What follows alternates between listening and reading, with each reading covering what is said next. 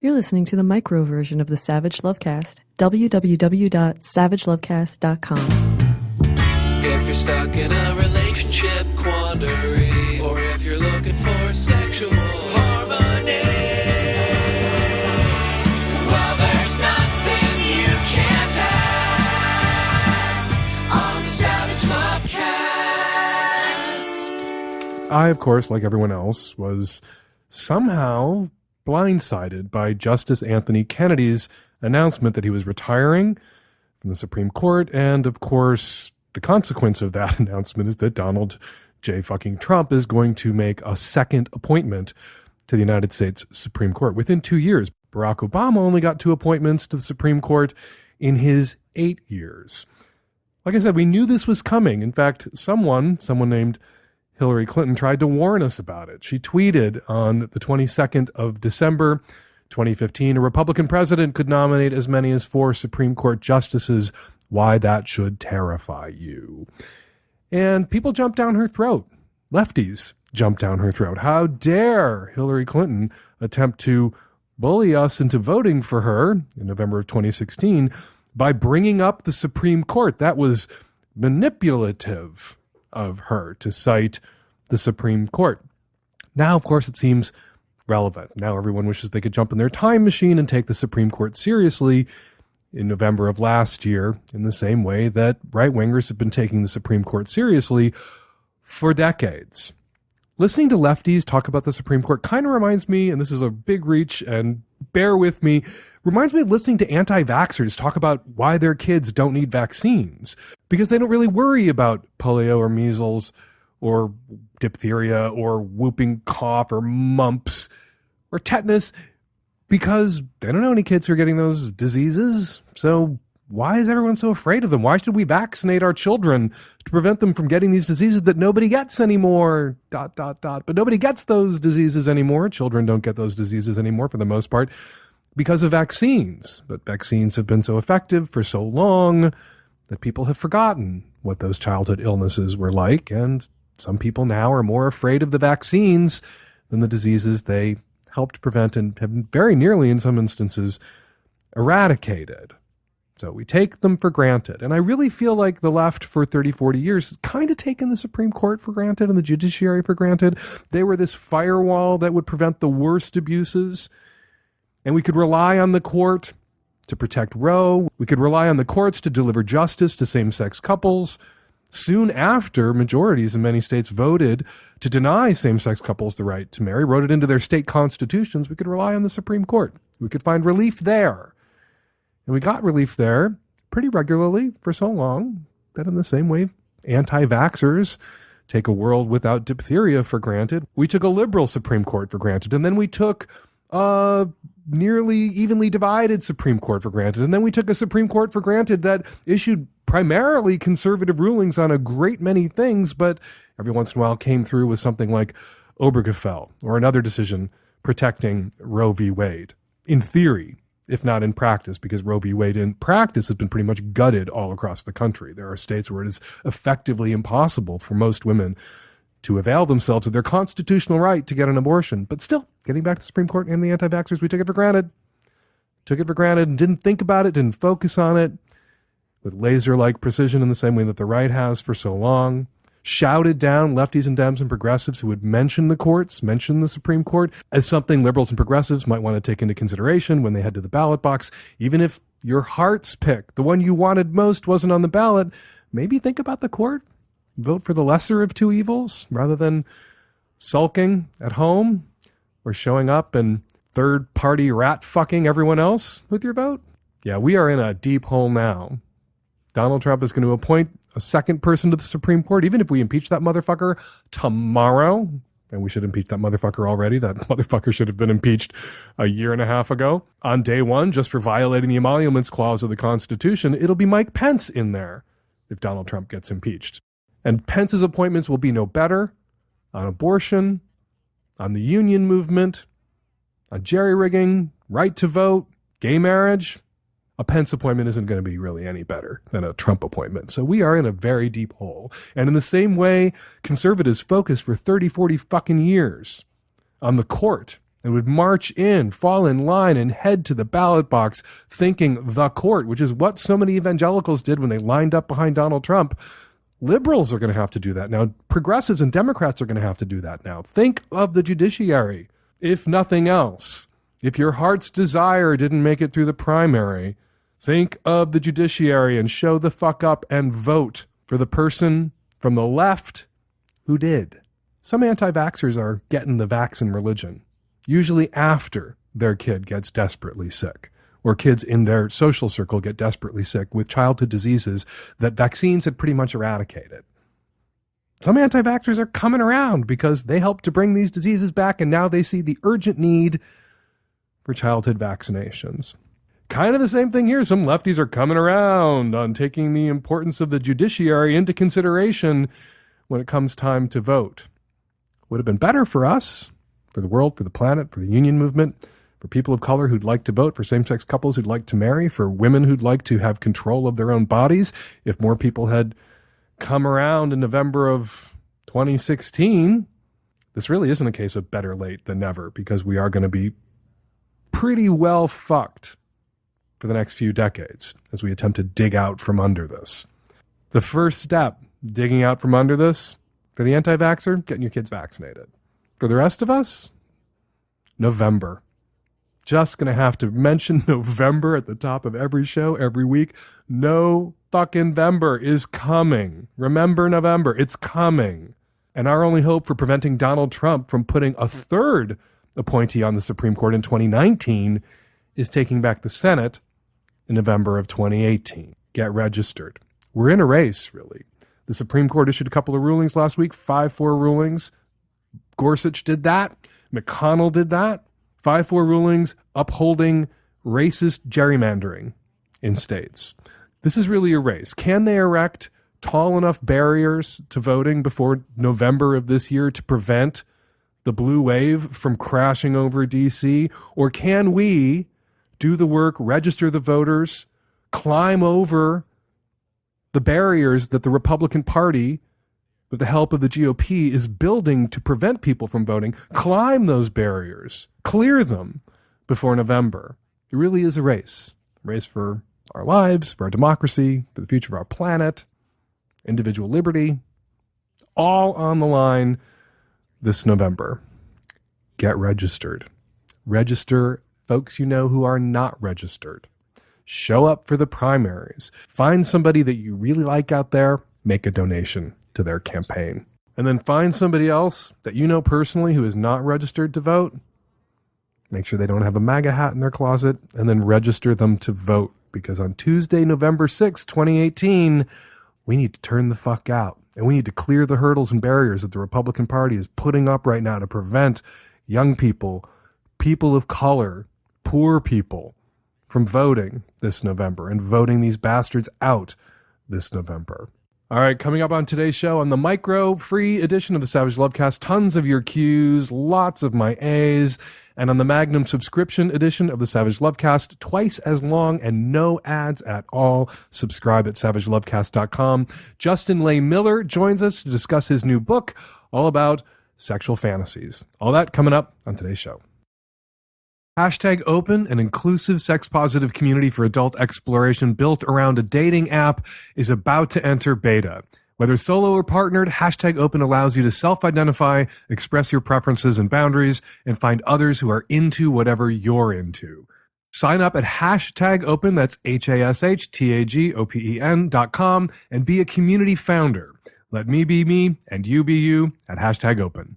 This episode of the Savage Lovecast is brought to you by Casper, a sleep brand that continues to revolutionize its line of products to create an exceptionally comfortable sleep experience one night at a time. For a limited time, visit casper.com/savings and save up to $225 off your order. This special offer expires July 9th, 2018. Thanks to Audible for supporting the Savage Lovecast. For a free audiobook with a 30-day free trial, go to audible.com/savage or text SAVAGE to 500-500. Hi, Dan. I'm a 27-year-old straight female calling in from Canada. I'm recently single and have been started dating. I recently met this one guy, and he's really great. We got along. We had a lot of fun. We're both, digging each other, so we kind of started hooking up. And in short, he's just really bad in bed, to be honest. He kisses like a robot, like it's almost like 1, 2, 3, stick out your tongue, 1, 2, 3. Like there's no, playing off how I'm feeling. There's no like feeling, getting into it. I think he's really inexperienced. He's also autistic, if that's relevant. So I think he might have a hard time like reading other people's body language and stuff. Anyway, I would be totally happy to, teach him and like get him to kind of do the things that I enjoy in bed, but I don't really know where to start with that. Like, is it offensive to tell someone like you're not very good? I've tried like some subtle cues, moving a hand there, like small gestures, like suggesting certain things, but he's really just kind of gets focused in the moment and isn't open to suggestions like that. So I think it's almost requires like a sit-down talk. Would that be cruel? Or how exactly do you recommend approaching this? I responded to a letter in this week's Savage Love from a woman who married a man despite the fact that the sex wasn't good. And surprise, after the marriage, the sex got no better. And I wrote in Savage Love, here's something I've never seen in my inbox, a letter from someone explaining how sex with their partner was infrequent, impersonal, uninspired, unimaginative, lousy, etc. at first, but holy moly, did the sex ever get a fuck of a lot better after the wedding. Maybe that happens, I went on. Maybe that's happened for some people who are listening to the sound of my voice right now. But I can't imagine it happens often, and that might be because my sample is skewed. People who the sex wasn't there, the sex wasn't good, it wasn't working, who stuck it out and stayed together and got married or shacked up permanently, partnered, and then it got better. The sex got better, something started clicking. Those people don't have a problem anymore. Those people aren't going to send me letters. So anyway, I wrote about that in Savage Love this week and encouraged people who were together at first and the sex wasn't good, but they stuck it out, stayed together, got married, and the sex got better and things clicked and began to work. And I encourage those people to write to me, these people who, by definition, don't have a problem, so don't need the assistance of the sex advice columnist or sex advice podcaster. And lo and behold, I have been hearing from them lots and lots of emails from people who figured it the fuck out. So I want to offer you some thin thread of hope. You like this guy, but the sex isn't good. Well, you're not going to stick around forever if the sex doesn't improve, which means you literally have nothing but a lousy sex partner to lose and potentially a good sex partner to gain if you just open your mouth, tell him what he's doing wrong, and tell him how you want him to do it differently. People on the spectrum, people who have Asperger's, people who are autistic, don't read social cues well. So don't wait for him to interpret your indifference or whatever physical cues you might be sending him or subtle emotional cues you might be sending him to realize that he needs to kiss you differently. Just fucking tell him. If he can't handle constructive feedback, if he can't handle a woman who's using her words to describe how she wants him to use his tongue, not somebody that you can keep dating, not somebody that you have a future with. If he reacts well, Yahtzee. You can deconstruct what's lousy about his approach, and you can reconstruct the sex partner that you need or that you would like him to be or that being with you would give him the opportunity to be. Literally, you have nothing to lose but someone who kisses you poorly and with whom the sex is lousy. And you have so much to gain, at least judging from these many, many letters I've received just in the 30 hours since Savage Love this week was published from people who used their words, argued about it, talked about it, maybe saw a couples counselor once or twice to not get sex tips from the couples counselor, but to improve the ways that they communicated with each other. And they figured it out. They made it better for themselves. The sex for them is working now. And that fills me with hope because my instinct, based on the letters I receive, my skewed sample, is to tell people when the sex doesn't work to get the fuck out. But maybe I need to readjust my approach. And you, caller? You need to readjust yours too. Start using your words, not just your tongue. Hey, Dan, I've got a question for you. Me and my boyfriend have been seeing each other for almost a year now. He's 42 and I'm 27. And simply enough, I'm trying to figure out how to enjoy bottoming more. Before this boyfriend, I would top more than I bottom, but now with him, I exclusively bottom. It's been a slow process with me, at least, just with us taking our time so I can be more relaxed. Because at the beginning, he was rushing everything and would end up doing more harm than good. So now, now we're at a point where I'm enjoying like the sex more than I was before, but now because I'm more relaxed, he wants to go a lot harder. So when we fuck, it's just it's too intense. I feel it all in my internal organs. So my first part of the question is there a way or positions where I don't have to feel like my organs are kind of getting turned inside out? And then the second part of my question, I guess, is that I've also never had G-spots, like G-spot stimulation, which sounds like it would be nice because when I used to top, the guys were always enjoying stuff a lot more and making like more sounds and moaning a lot more. So I'm wondering, is there a way to figure out if this can even happen to me, or is it possible that I might be too in my head from the rough sex? So when I'm thinking about the pain, it's taking away from me trying to relax and enjoy it, and maybe that's more of a hindrance and taking away the enjoyment that I could be having. The problem isn't that your boyfriend is a top. The problem is that your boyfriend is an inconsiderate, selfish top. And you should take your butt and run. I can't assign you a position that's going to magically hit your butt G spot, which is just your prostate gland. And for some people, stimulation of the prostate and, of course, all the nerve endings in the anal region is incredibly pleasurable. But for some people, their prostate just isn't wired that way. It doesn't create that kind of pleasurable sensation that it does in others. In the same way, some guys, their tits are wired. Like you play with their tits and they kind of go crazy. You play with their nipples and they go nuts, and it's really important. And for other guys, tits aren't wired that way. And in my opinion, and I don't have data or science to back this up, but hopefully some science person out there listening will get right on this. Same goes for prostate. Some guys that's everything. That works for them. It is intensely pleasurable. And for other guys, yeah, not so much. And it's nice of you that you're willing to sort of expand your sexual repertoire a bit and adjust and try on a different role in an effort to make this relationship work. But if your boyfriend was just cramming it in you at first without any foreplay and before you were ready, and that was painful, and now he's doing a little foreplay, but once he's in you, he's pounding the shit out of you in a way that's rearranging your internal organs, that's painful. Get the fuck away from this guy. This guy doesn't deserve your ass. Bottoming might work for you with a more considerate boyfriend who's willing to adjust or slow his roll or drill your hole in a different way and at a different intensity so that he's providing you with pleasure during the fucking and not just taking pleasure from you. Now, some people, that's what they want. When they get fucked, they want to be taken by somebody who is using their hole for their pleasure, but that gives them intense pleasure. It doesn't give you intense pleasure to be used in the way this guy is using you.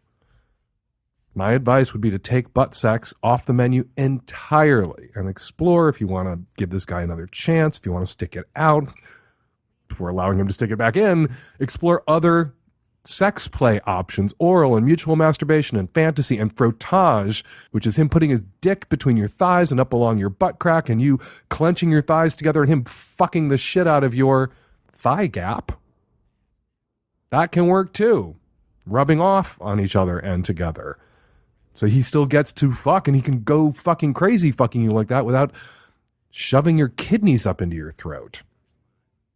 But if he isn't willing to do that, if he really is this selfish, or the groove that he's carved into himself sexually is so deep that there's no way he can adjust his style so that it is pleasurable for you too, this isn't going to work. Or you can be one of those couple of tops who do other stuff together, and when it's anal and you're topping, it's a very special guest star, but it's not your butt on the line or his either. Good luck.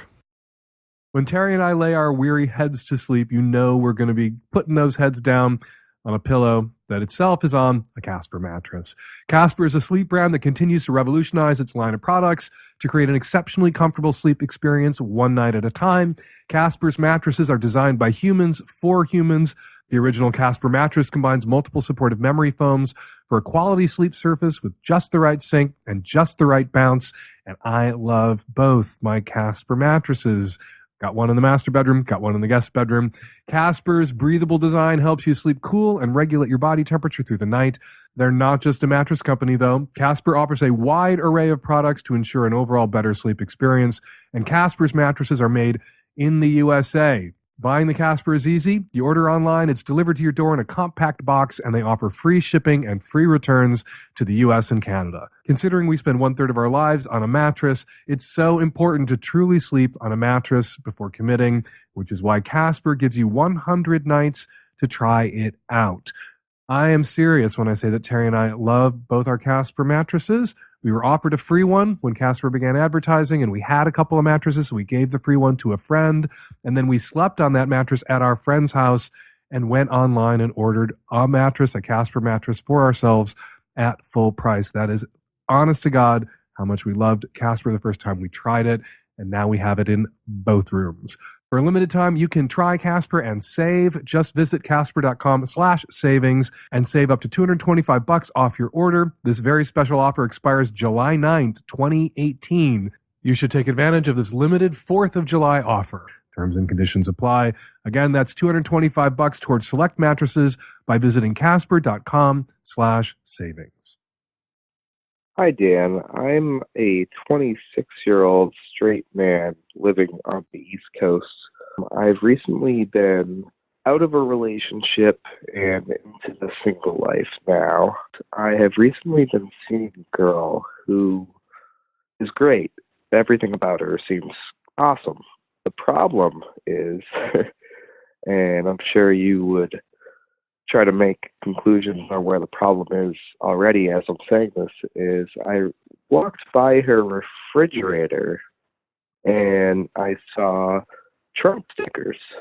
Now, I'm not a very political person, but am I wrong for making a short judgment on a person like that? Is it changeable? Is there any leeway with this? Like, should I just call this completely off right now as is?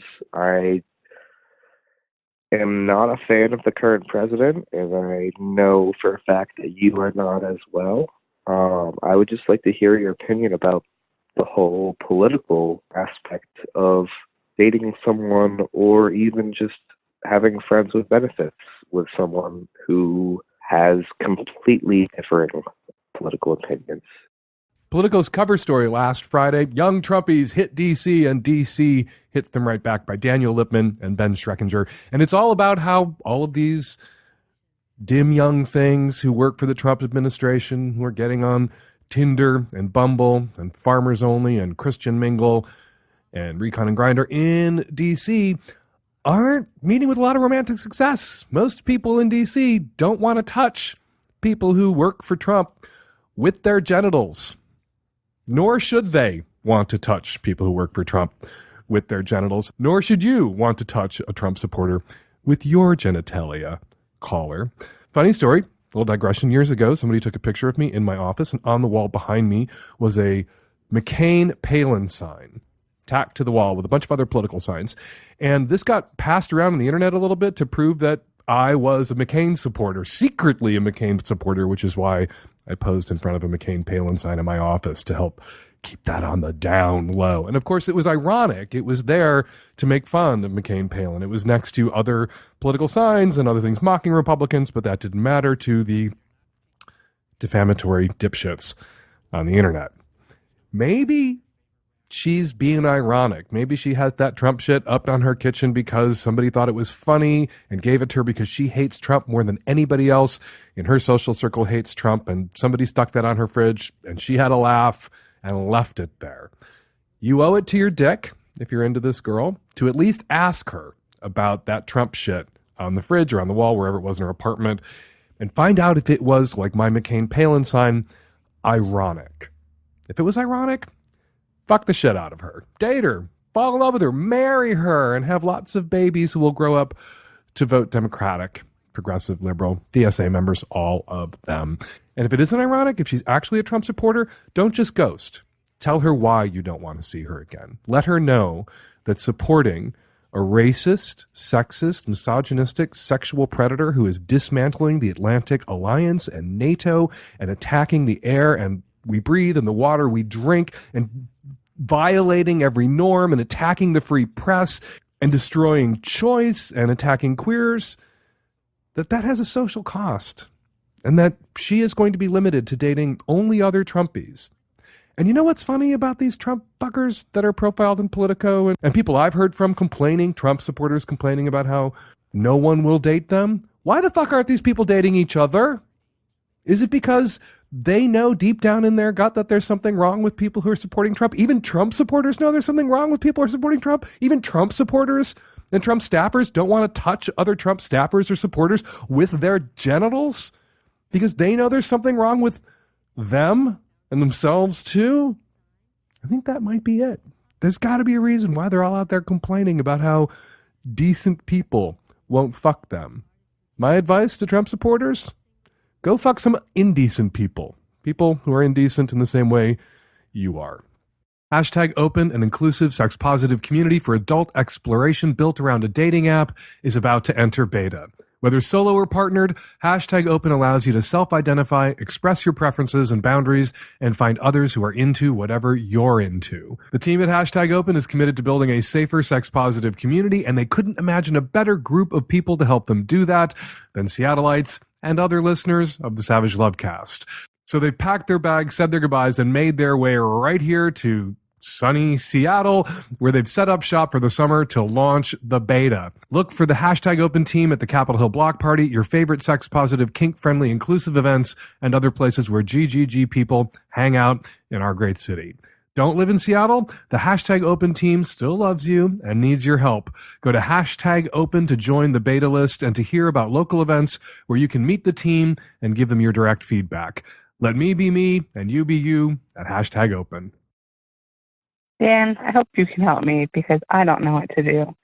I got into a little tiff with my fiance's best friend and best man at our future wedding on Facebook about these horrific atrocities being committed in this country, separating families, and he supports it. And I say it's not a difference of politics, it's a difference of morality, and I cannot be friends with someone who has no human decency.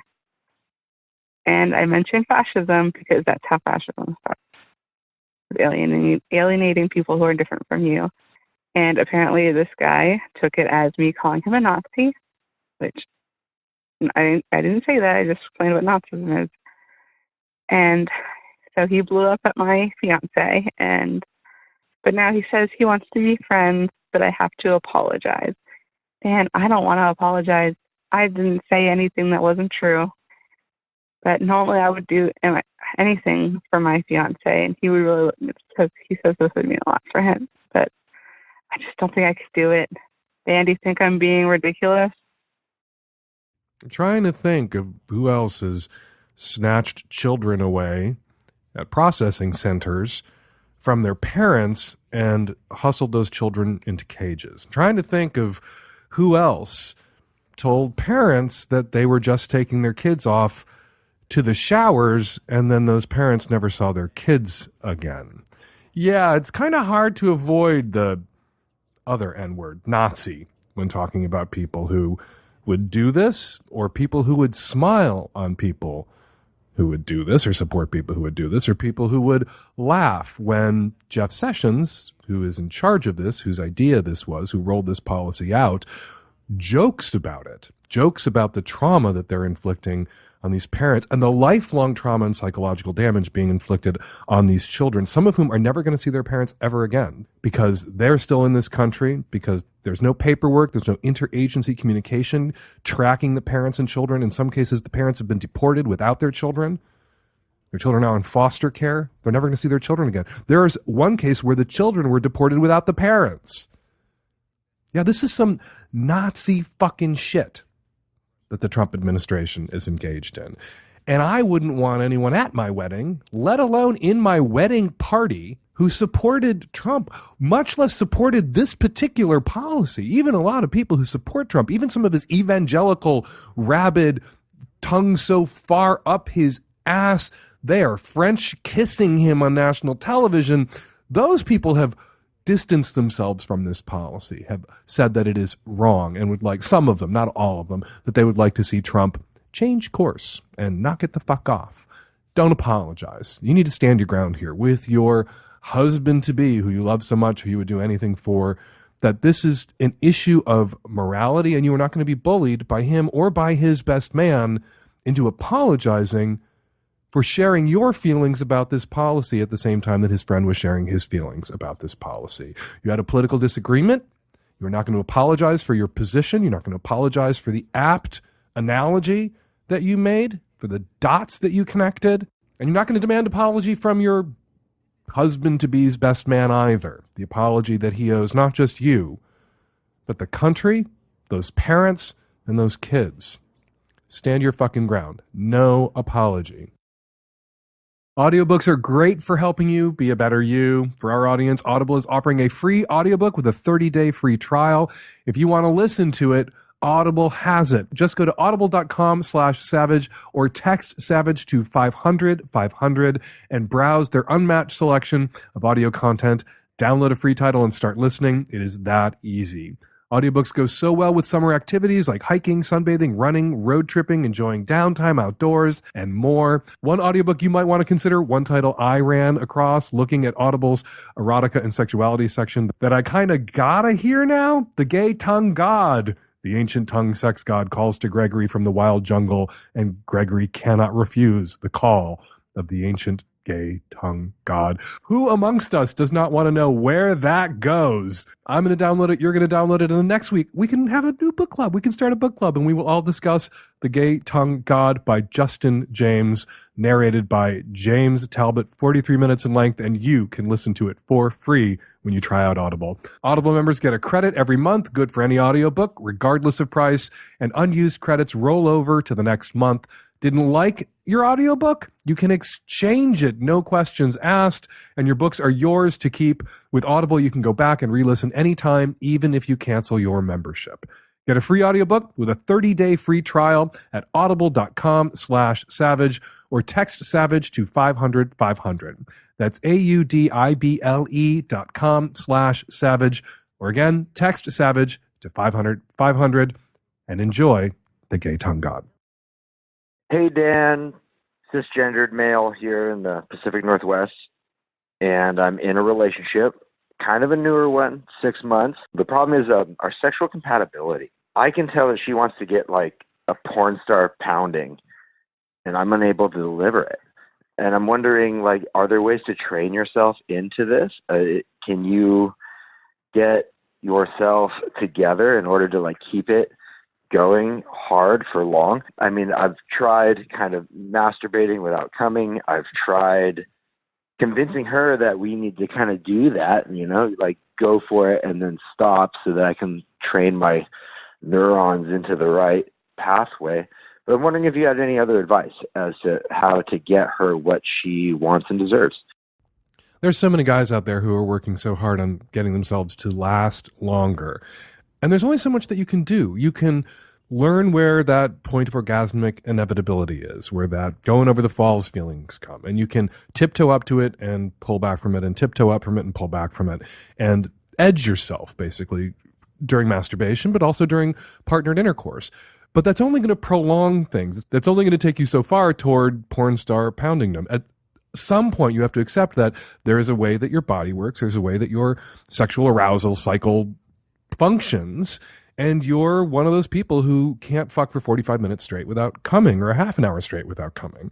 And then you make accommodations, and you find other ways to work around this. And I'm going to make a suggestion that some people who have penises sometimes have a problem with, or they react as if this makes them inadequate somehow. But I think tools are tools, and you build things with tools. And one of the tools at your disposal is your own dick, but that is not the only tool at your disposal. So once you intro your dick, you're good for however much time that you're good for. If she wants a 15, 20, 30-minute porn star pounding so that she can have multiples before you have your one sad, lonely, pathetic male orgasm, before your body is flooded with prolactin and then you want to sleep and your dick gets soft and you're actually kind of disgusted by sex, that whole thing about dudes rolling over and they're just done when they're done, that's not dudes behaving badly. That's hard fucking hormonal wiring, hormonal souping that dudes go through. Get yourself a strap-on dildo. fuck the shit out of her with that strap-on dildo. If you don't want to strap a dildo onto your crotch because your dick's in the way, although there's plenty of videos online where you can see people who have a dick and a strap-on at the same time, you can find strap-on dildos that you wear around your thigh. They come with basically a Velcro strap that's adjustable, and you can put it on your thigh, and she can sit on that dildo and grind on that dildo and then jump up and sit on your dick for a little bit and then go back to the dildo and back to your dick and back to the dildo and back to your dick, and have her 30, 40, 50, 60, 90 orgasms before she finally sits back down on your dick that last time, and you have your one lonely, sad, pathetic dude-gasm. Hi, Dan. I'm a 28-year-old queer woman living in New York City. I have a question for you that I've never heard asked on the show, but I could be wrong. I went on a date or a couple dates recently with this woman who I've had a great time with, a lot of fun, a lot of good chemistry.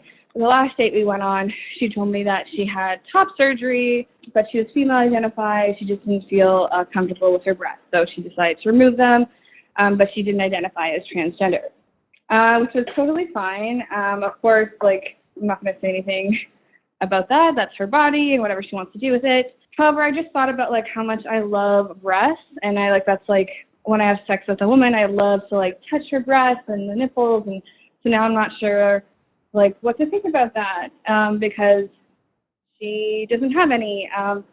So I don't know if she's comfortable with me, like, touching her chest now, and that's maybe a conversation I should have. But, yeah, I guess I just want your input on that, because that's one part I love about having sex with a woman is a woman's body. You were doing so well with your question and how you framed it. You were tiptoeing through the gender fucking minefield until you got to the end and you said there's one thing you love about a woman's body is boobs, and not all women's bodies have boobs and not all boobs have women's bodies, as anybody who spent 5 horrifying minutes on Tumblr could tell you. So moving on, if breasts are a deal breaker for you, if you need boobs, she's not the ideal sex partner for you, and you have nothing to be ashamed of. You're a queer woman who wants to be with a woman who has breasts. This woman doesn't have breasts. She will appeal, and appeal for that very reason, to other potential partners. She does not appeal to you for that reason. Is it something that you can love her despite? Is it something that she wants to be loved despite? That's a convo you can have with her if you wish to have that convo with her. But I don't think you necessarily need to have that convo with her. If I came home and my male partner got breast implants, that would be kind of a deal breaker for me, because the presence of boobies is not something that I'm interested in, and I have no problem just putting that out there. You should have no problem. This is your sexuality. These are your preferences. We can and we should express our preferences and communicate them to others in non-shamey, non-guilty, non-assholery ways, and that is possible. But we don't have to shit-can our preferences or pretend that we don't have the preferences that we have, and we need to interrogate them, make sure they're ours, not just the preferences that were assigned to us by beauty standards or gender norms or the culture, so that we don't deprive ourselves of wonderful potential partners. But if you've really dug down on this and boobs are absolutely necessary for you, and this person that you were interested in, you have now learned, apparently something you didn't observe at first or couldn't tell at first, doesn't have boobs, you're allowed to move on without hesitation, without apology. Hey, Dan. I'm a 45-year-old cis white male living in South Carolina. The reason I'm calling, a little backstory, before my wife and I decided to have kids, I had said that I didn't care what gender they were, what lifestyle they would eventually lead, as long as they were happy, healthy, and safe. Move 12 or 13 years forward, and my youngest daughter decides that she is now non-binary and goes by a new name. And we're completely open and accepting of that. But the issue we're having now is that they have a girlfriend that they met online, that they visited each other several times over the last 2 summers, and we really like the girlfriend. But what is transpired now is we found out that the girlfriend is fluctuating non-binary. Sometimes goes by he, sometimes she. When they do visit, they do stay in the same bedroom together. And I'm sort of okay with it because I take the tack that since it's 2 biological females, that they can get pregnant. But now that the partner is fluctuating he, that might change the dynamic for us particularly because we have a 2-bedroom apartment, and when the partner comes back from their house with our youngest next week, they're going to stay in the same bedroom as our college-age daughter. And so we're just, because we don't know, we're wondering, does the partner who now may identify as male change the dynamic? Should we feel squeamish about it? Are we just sort of over imagining things? This is really uncharted territory for us. We want all the kids to be comfortable, even more so than our own comfort. You're overthinking this in a big way. There are 2 reasons why parents don't allow their children's romantic partners, particularly their young children's romantic partners, to share rooms with their children in their house. It is to prevent either pregnancy, which makes an opposite sex pairing more potentially consequential, or it is to prevent sexual activity under your roof.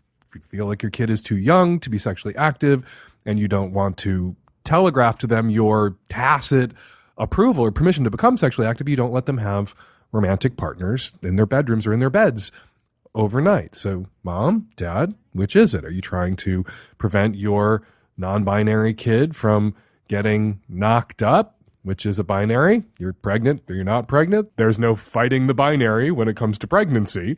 Or are you trying to prevent your non-binary kid from becoming sexually active if you feel they're not ready? Depending on which one it is, then you know which move to make. If it's sexual activity, then their partner can't stay in the same room with them, regardless of whether their partner identifies as male or female at any given moment.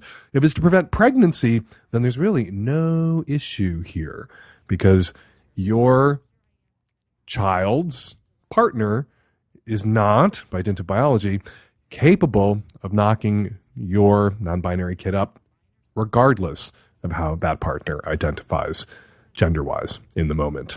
Good luck. Hi, Dan. I'm a straight cis woman in my mid-30s.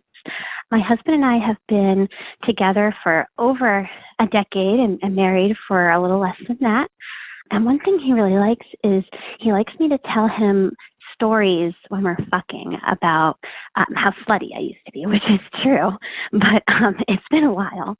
And so I feel kind of like I'm running out of stories, which is one thing. I feel kind of boring, repeating the same things over and over.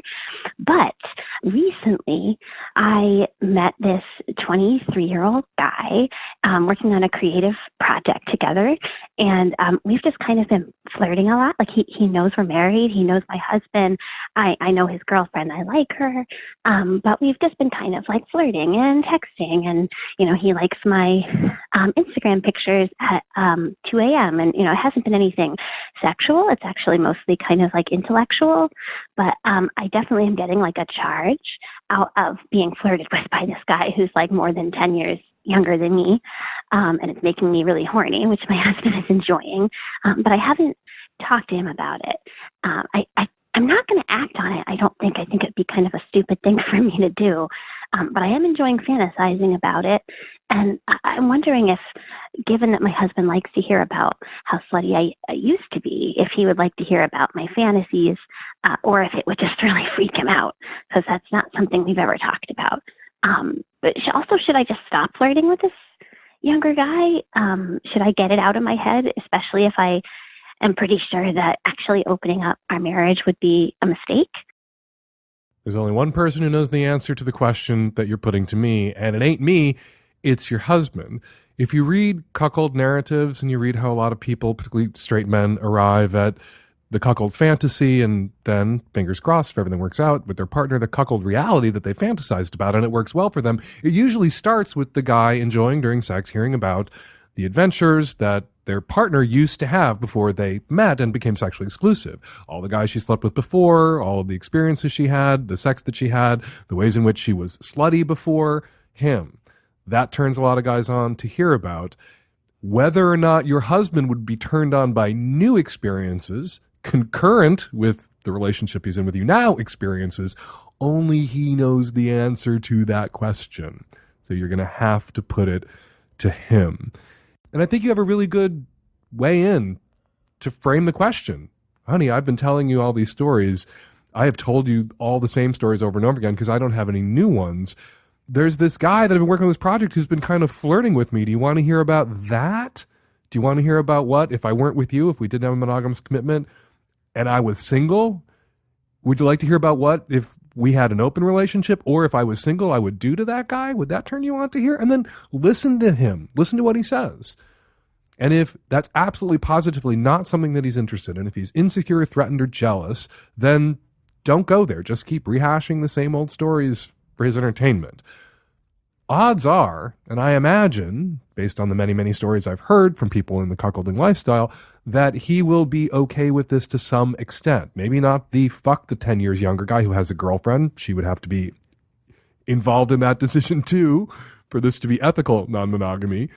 But he might want to hear about your fantasies involving this guy and be turned on by the fact that, although you're not sleeping with anybody else, that there are other people out there who would like to sleep with you. So, there's somebody you need to put this question to. There is a person out there who can answer this question for you, and you're already fucking him. Go ask him. Dan, this is in response to the woman calling saying that the guy didn't tell her he had a kid. I completely disagree with your take on this. 4 weeks out and he hasn't told her, maybe second date or third date, I would understand, but 4 weeks not telling someone you have a kid? Having a kid is a huge deal breaker for lots of people, whether that's right or wrong. But 4 weeks is too long to wait somebody to tell them that. Hi, Dan. I'm calling in response to the woman who was worried about a resume gap caused by being caught up in a arbitration with a previous perverted employer. I think you guys gave great advice that prospective employers might not even notice, especially if she leads with something else, like something forward-looking. But in case they do notice and insist on details, I think a good brief response would be, look, I was unfortunately the victim of a crime and was caught up in arbitration for some time, arbitration that I'm proud to say I won. She doesn't have to specify at all that it was an employer with whom she was in arbitration. And if she tacks on something like, oh, I'm very much looking forward to putting that behind me and returning to the workforce, I think she's golden.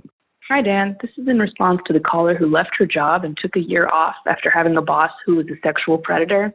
I feel you, caller. I had to leave my job and take a year off after working in a place that at first I thought would be great, but it turned out to be a very conservative organization that didn't allow me to express my gender identity, and it felt extremely hostile. It took a while after my year off, but now I'm finally in my dream job. I'm actually calling from my beautiful office right now. During my interviews after my year off, I didn't talk about the terrible job much. I talked about the things I love and the great things I did on my year off: travel, creative projects, and seeing family. Obviously, I didn't spend the entire year doing any of that stuff.